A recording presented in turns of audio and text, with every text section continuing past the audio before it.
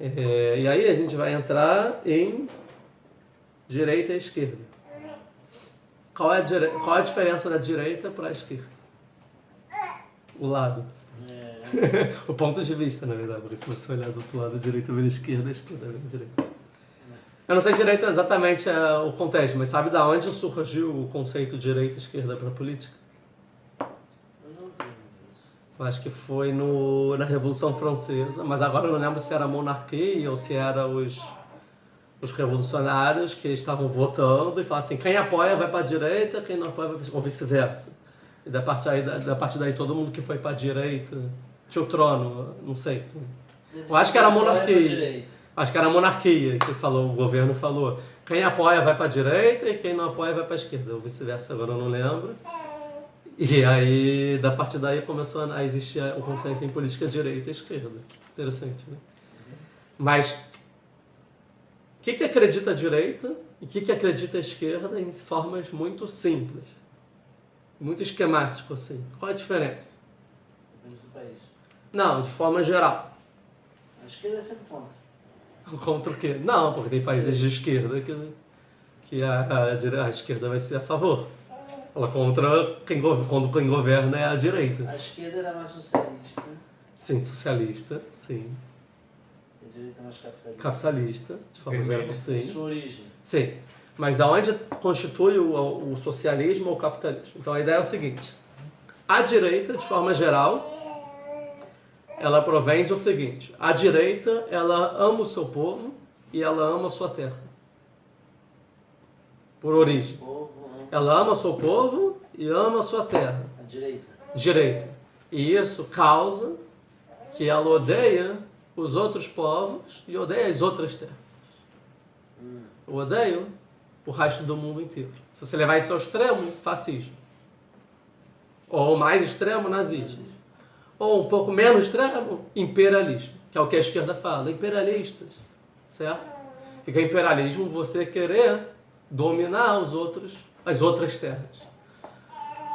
Isso te leva a um nacionalismo muito grande. Ou seja, a direita ela é nacionalista. E tem um amor muito grande à sua terra. Ela se enraiza na sua própria terra. O que te faz não gostar tanto de minorias, que não é o tipo do seu povo nacional, que são como se fossem estrangeiros que estão aqui na minha terra estragando, muito a ver também com o revanchismo francês, por exemplo. Ou seja, o francês, tipo, eu sou francês, o inglês eu odeio. Por quê? O seu vizinho é. Ou seja, o lado da direita te faz ficar muito ligado ao seu povo e à sua terra e não gostar do resto do mundo. Patriota. Eu odeio, a gente está falando de pátria, que é meu pai, de onde eu vim, eu só adoro. O resto do mundo eu odeio, eu tô nem aí se os caras estão tendo guerra, se tem pobreza. Ou até dentro. Só é legal para viajar. E consumir. Ou até dentro da minha própria terra, o meu estado eu gosto, os outros estados, dane-se também. O cara é pobre, não tem muita empatia com o diferente de mim. Já que o que está na minha terra é da onde vem meu amor, que é um pouco do militarismo. Que o militarismo que é patriota nacional defende sua terra, ele vai defender totalmente o kavod, a honra do povo que mora lá. Mas isso pode ser levado a coisas ruins para minorias ou pessoas que pensam diferentes à pátria e que são contra a nacionalidade. Sem isso é direita. Tirando a questão econômica de capitalismo, mas a ideia de direita é o patriotismo, o nacionalismo. E esquerda? Esquerda é o contrário. A esquerda é cosmopolita. Ou seja, o que é cosmopolita? Ela pertence ao mundo inteiro. Ou seja, a esquerda ama o mundo e ama o ser humano. Isso te causa odiar a sua própria terra e odiar o seu próprio povo. Não precisaria ser. Não, de forma geral é. É igual a direita, que com certeza. Não, a esquerda, por origem, eu vou explicar melhor daqui a pouco, de Marx. De forma geral, a esquerda é cosmopolita. Você vê todos os partidos de esquerda, mesmo que eles defendem o seu povo, no fim das contas, eles o mais querem. importante é a paz. É o mundo. Por isso, por exemplo, que se eu sei que tem um povo lá no fim do outro lado do mundo que está sofrendo abuso imperialista, é o meu foco. Porque eu amo o mundo. E se eu me vinculo muito ao meu país, eu estou sendo um pouco contra a ideologia primária de ser esquerda. A esquerda, a princípio, não ama o seu povo e não ama a sua nação.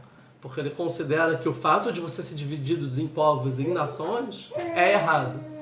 É algo capitalista imperialista. Por que tem que ter povos? Por que você tem que se reconhecer que eu sou brasileiro e não sou argentino?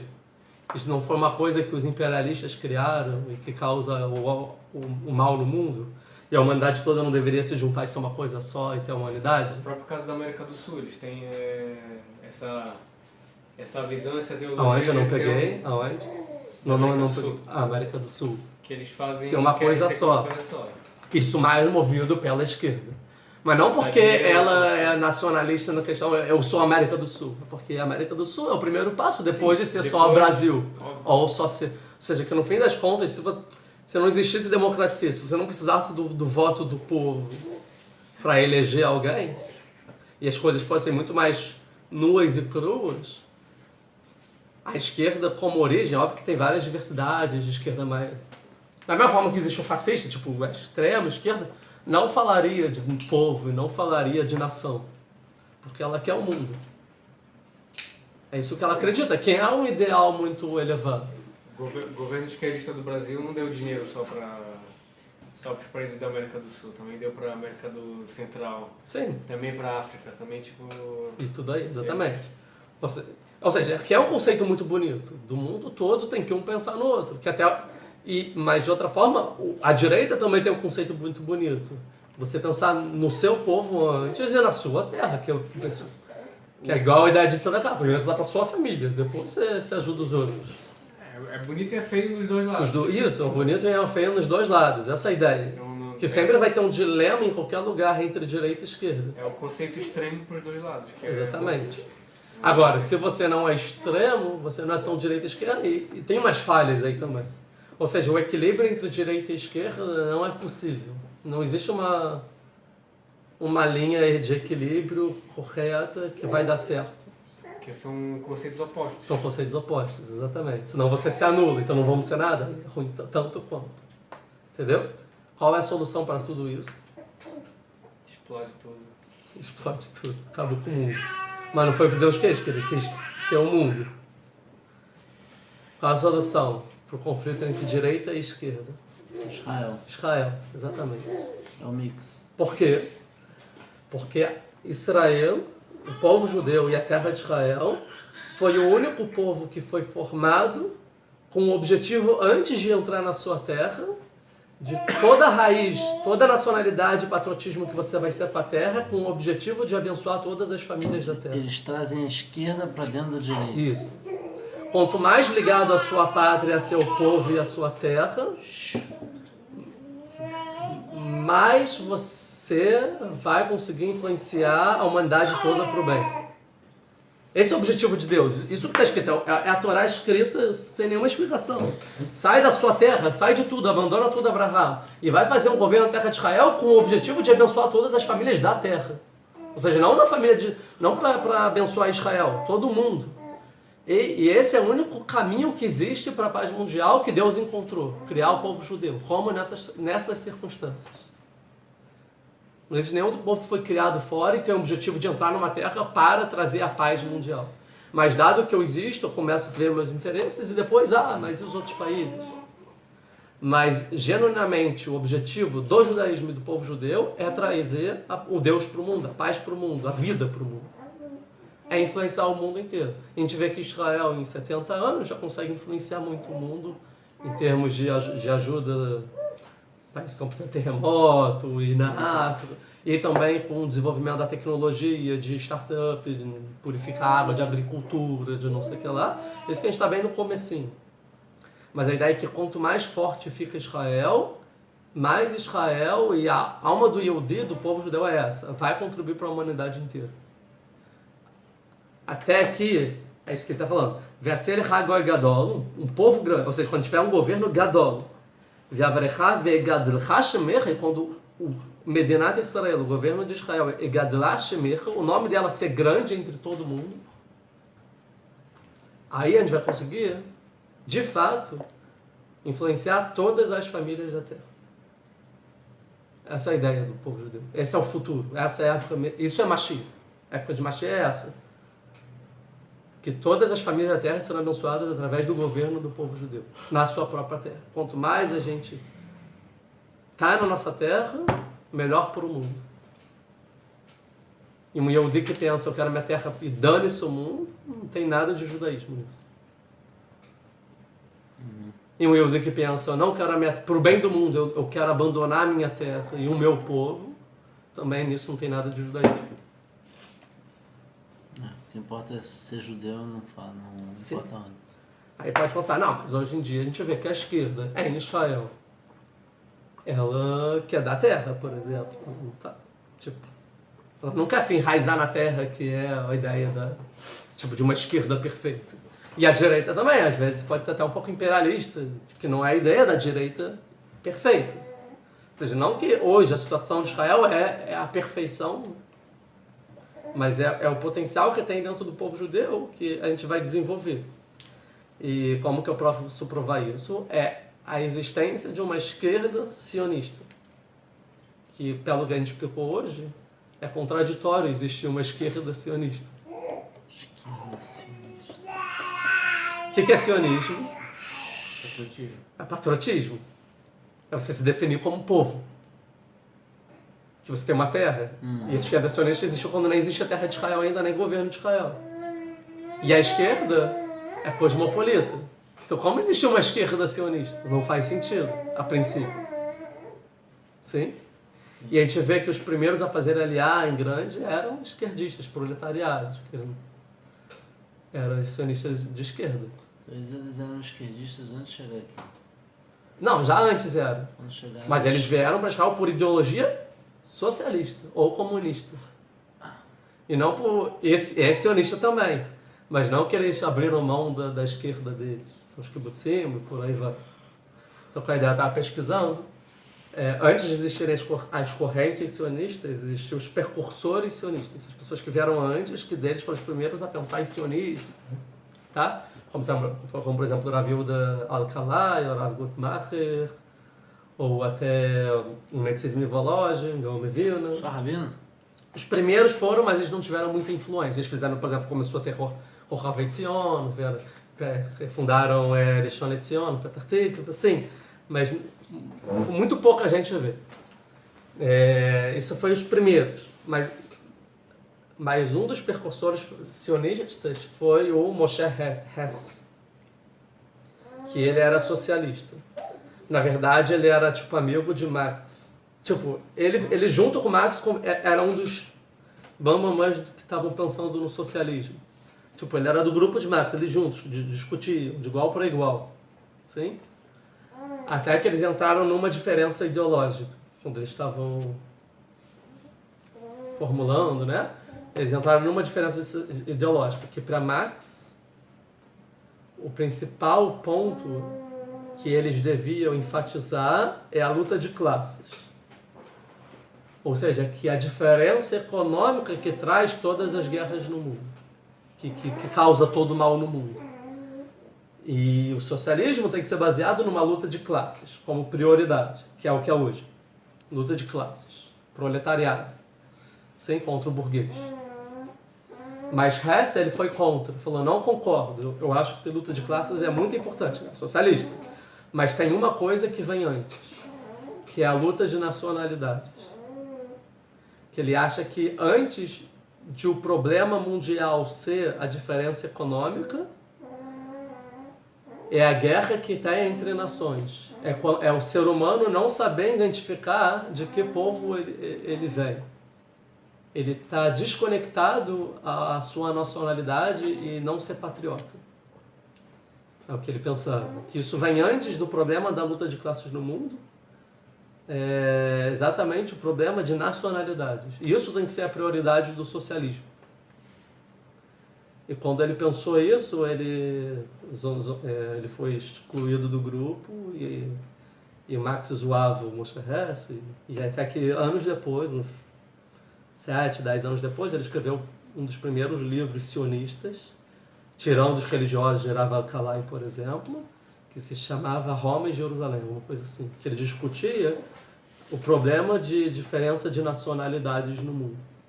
Então ele achava que a forma correta da paz mundial, vamos dizer assim, era cada nação entender que nação ele veio, e principalmente o povo judeu, que era o povo dele, ir para a terra de Israel e lá ter uma luta de classes. Era a ideia, percursor sionista, escreveu um livro. E baseado nesses, os primeiros sionistas socialistas que fundaram tanto o sionismo comunista e o socialista, que é o Gordon e o Berohov. Gordon, dele veio, que hoje seria o Dror, tá? De Gordon, e de Berohov vem o Shomer Hatzair, os movimentos. Os primeiros, que vieram anos mais tarde, 1900, isso eu estou falando dele, o resto é 1860, mais ou menos. Acho que ele escreveu o livro, se não me engano, em 1862, Roma e Jerusalém. Em 1900, 1905, que são esses dois, que leram esses escritos, e falam que até o Theodor Herzl ele escreveu que se ele não tivesse lido antes Roma e Jerusalém, talvez ele nunca teria escrito o Estado Judeu, que influenciou ele. Tá? Mas o Gordon, ele cria o chamado Dat Avodah aqui, né, em Israel. O que é Dat Avodah? A religião do trabalho. Ele achava que a religião do povo tinha que ser trabalhar na terra, mas que o povo judeu tinha que morar na terra de Israel. Tanto que quando teve a proposta de Uganda, acho que em 1898, quando a terra não ser de Israel, eles foram contra, falando, não, tem que ser em Israel, não pode ser na Uganda, não pode ser fora de Israel. Ou seja, totalmente patriotista e nacionalista. E o povo judeu, na terra de Israel, trabalhando na terra, e o objetivo da vida deles a terra de Israel, é trabalhar e desenvolver a terra, é o socialismo certo, é o bem para o mundo. E baseado nisso, ele influenciou milhares de pessoas. Ele era da primeira aliá, mas na segunda aliá, ele era tipo o mascote dos comunistas, o Gordon. Era o velho trabalhador que chamavam ele. Ele já era velhinho, ele trabalhava na terra o dia inteiro. Ele que fez o primeiro kibbutz. Ele veio da Rússia, chamado Dagania, que era a cidade da Rússia, Dagania. Sim? E ele fez e ele falou, vamos trabalhar na terra, e ele começou a fazer os kibbutzim de Israel. Por quê? Porra, nacionalismo. Porque ele achava que através do nacionalismo você consegue fazer um verdadeiro socialismo, o comunismo. E o Berohov também, Berohov.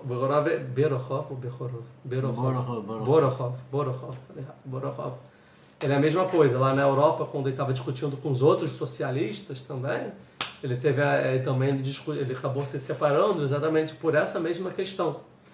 Que qual a ideia? Os comunistas eles pensavam no proletariado, que acabou em 1917, não foi? A Revolução Russa, proletariado lá na Rússia. E o Gordon, ele veio da Rússia, por exemplo, saiu da Rússia, veio para Israel para fazer em Israel a revolução dele, que nem existia Israel ainda, totalmente. Se eles quiseram fazer uma coisa para o socialismo, ia lá para a Rússia, para a Polônia, onde eles vieram.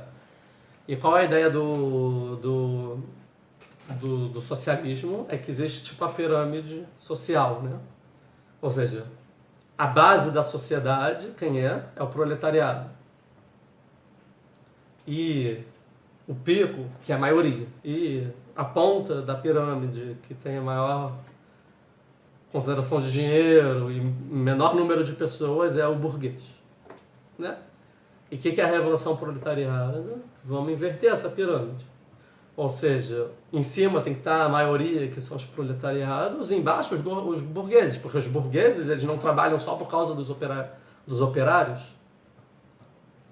Então isso era a revolução, vieram os operários, veio a revolução proletariada e na Rússia, depois, e teve a Revolução Francesa, que deu na União Soviética, e não resolveu muito, eu acho, o que eles queriam também, né? No final das contas. O proletariado lá na União Soviética não estava, acho que na base do... E sim, poucos pegaram o poder e dominaram tudo.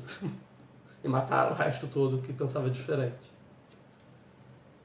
Não para falar só mal da esquerda, vamos falar mal da direita também. Por exemplo, quando teve a Revolução Francesa, que tinham valores super nobres. Liberdade, igualdade e fraternidade. São os conceitos para o mundo. Depois que eles tiveram o sucesso deles, veio Napoleão Bonaparte e foi o maior imperialista da história, matou todo mundo. E fez mais guerra. Conquistou o mundo inteiro e não teve igualdade, não teve fraternidade, nem liberdade. Sim? Mas a ideia aqui é que então tem essa questão de você trocar a pirâmide. E o que Borokov falava? O Borokov falava o seguinte: se você analisar o mundo inteiro, isso que vocês estão falando é verdadeiro. Mas se vocês analisarem o povo judeu, a estrutura social do povo judeu, ela é uma exceção para o mundo inteiro. Por quê? Porque o povo judeu nunca pôde ter terras.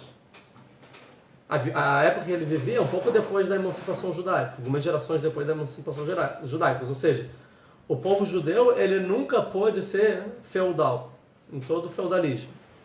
Ou seja, e nem trabalhar na terra. Ou seja, não existe proletariado judeu. A minoria dos judeus são proletariados. E a maioria dos judeus são burgueses. São comerciantes, banqueiros. Por quê? Porque eles não tinham com que trabalhar, eles tinham que fazer ser burguês. Empréstimo, banco, é o que tinha. Ou seja, o povo judeu é diferente. Que no mundo inteiro, proletariado é a base embaixo e quem manda é o burguês. Mas no povo judeu, o proletariado é a minoria e a grande maioria do povo é o burguês. É totalmente a pirâmide ao contrário. Então ele pensou, já que a minoria é proletariado no povo judeu e a maioria é burguês, que é como o socialista acha que deve sim ser, então por que não a gente vai para a terra de Israel, já que a questão demográfica ela já é o que a gente quer, e lá em vez de você ter que mudar toda a demografia de muitos proletariados para poucos e poucos burgueses para muitos, lá já está tudo na escala certa e é só você trocar o sistema. Porque o proletário já é a minoria e o burguês já é a maioria. Então vamos para a terra de Israel e lá a gente inverte. Ou seja, a melhor forma de ter uma revolução socialista efetiva é na terra de Israel. Assim ele falava. Por isso temos que ir para a terra de Israel nós judeus. Para lá a gente fazer a verdadeira revolução socialista que vai funcionar no mundo.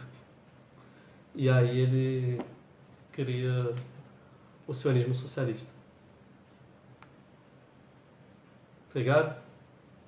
Como tudo isso ou seja, a gente colabora aqui, esses três principais, talvez. Primeiro, os socialistas, que eram totalmente nacionalistas, a favor da terra de Israel. Todos foram contra o Gandhi e a favor do povo judeu.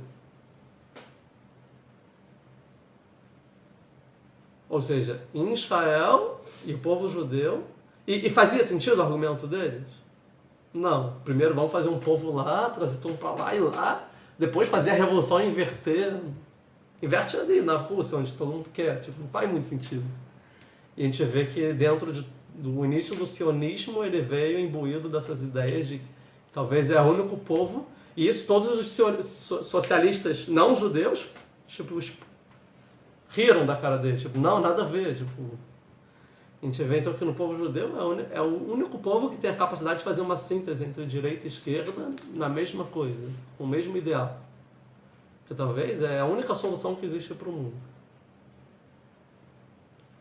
Então isso que Deus fala para Abraão, esse é o objetivo do povo judeu. Então, tá?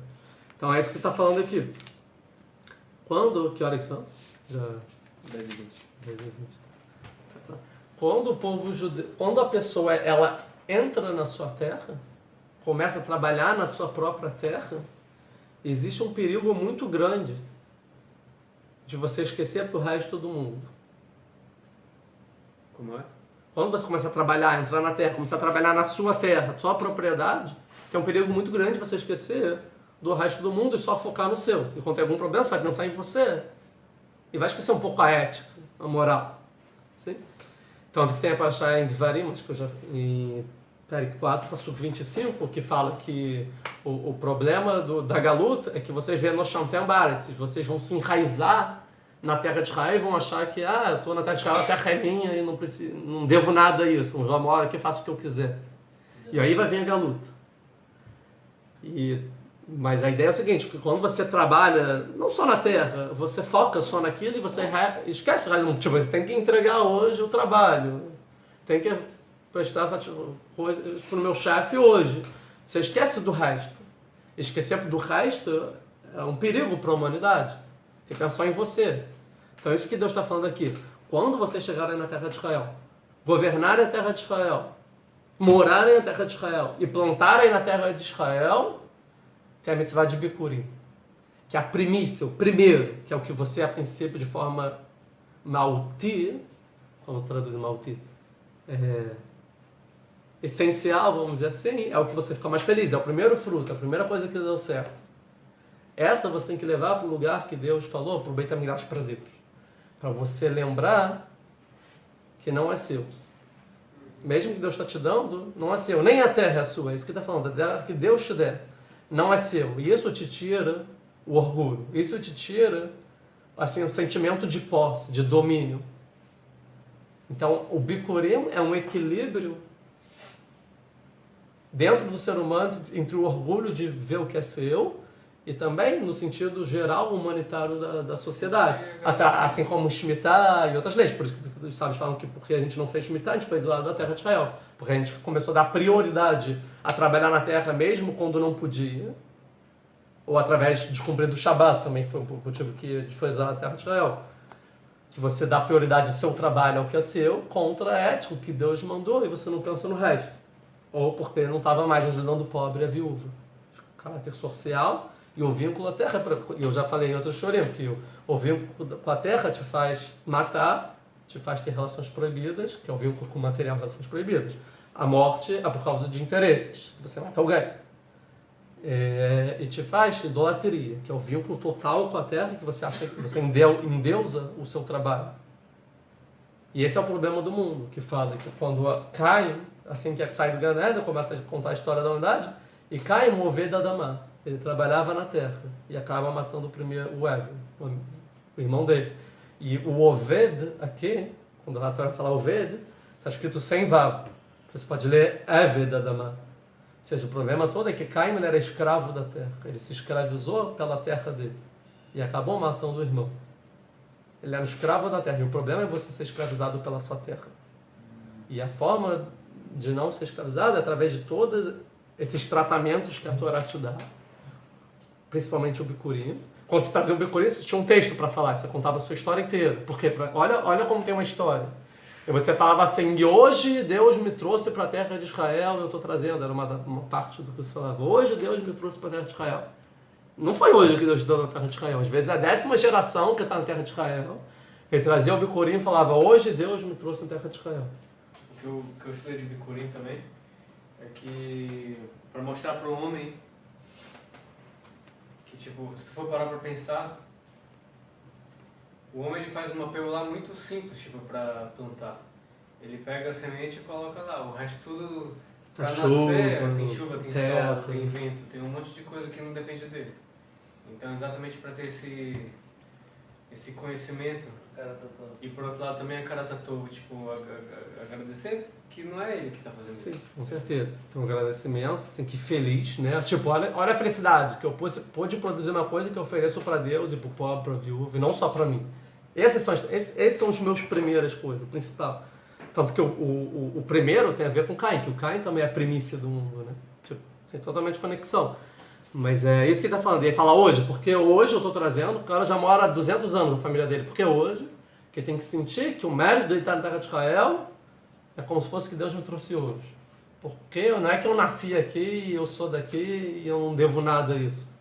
Eu devo o meu comportamento, a ética, o que eu faço com o dinheiro que eu ganho, como que eu uso a terra, o equilíbrio. E toda a questão é humanitária que existe no fato de Deus ter nos dado a terra de Israel e nos posto na terra de Israel e ter criado um povo para isso. Qual o objetivo? De abençoar todas as famílias da terra no final das contas.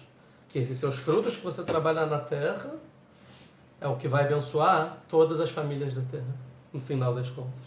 Então tem uma história muito maior do que você não, no seu trabalho, que você lembra só de você, não pode. Então tem um picurim. Essa é a ideia aqui.